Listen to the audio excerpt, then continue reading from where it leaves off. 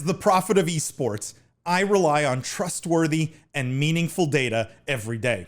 Data from our research partner YouGov offers the most complete view of esports fans and gamers in the world, providing context to who they are, what they think, the brands they buy, and things they do. YouGov's connected insights and research services inform strategy at every level. If you're a team, a brand, agency, or rights holder, you should be talking with YouGov. Their partners measure and maximize ROI and are telling compelling stories with data. Visit yougov.com/gaming-esports to learn more.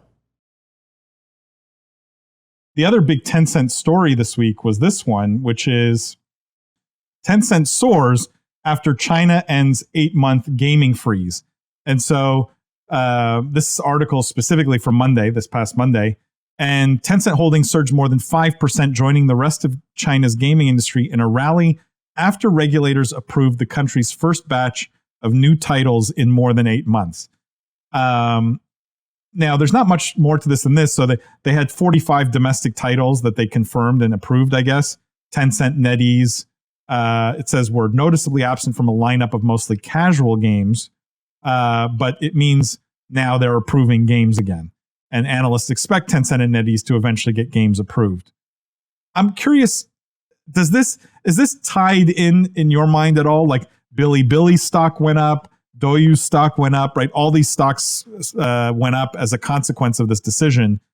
Does it make more sense or less sense in this context that Tencent would be shutting down a streaming platform when it feels like the Chinese government here is making a move to open things up again? Ooh, I also don't see this as opening things up.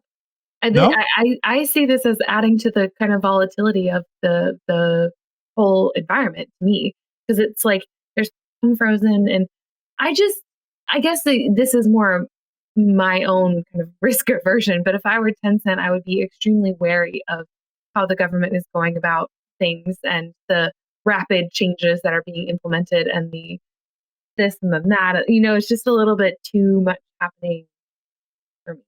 Yeah. So you think this is even worse news? You don't see this as good news? I don't think it's bad news or good news.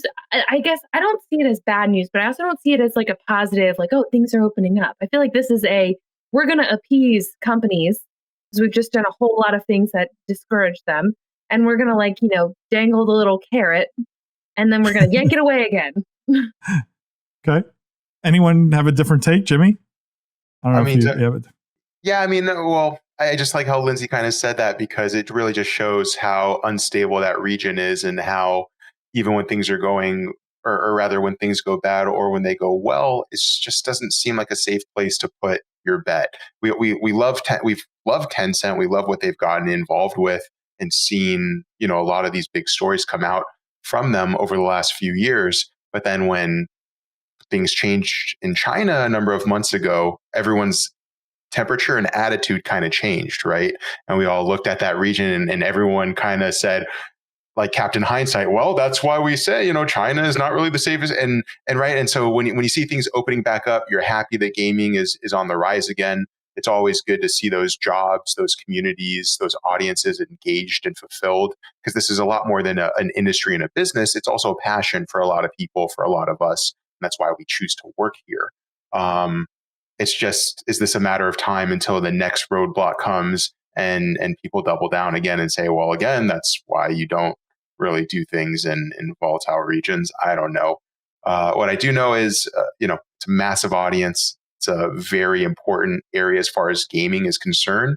And so to have them back in the mix, back into play, it's definitely a good thing. Anyone have any other thoughts on this before we move on here? I want to move on from Tencent. I think it'll be interesting to see what they do. I'm still pretty bearish on gaming in China in general. I think I agree with the point that this doesn't make me feel much better, but at least the stocks have performed better, whatever that's worth.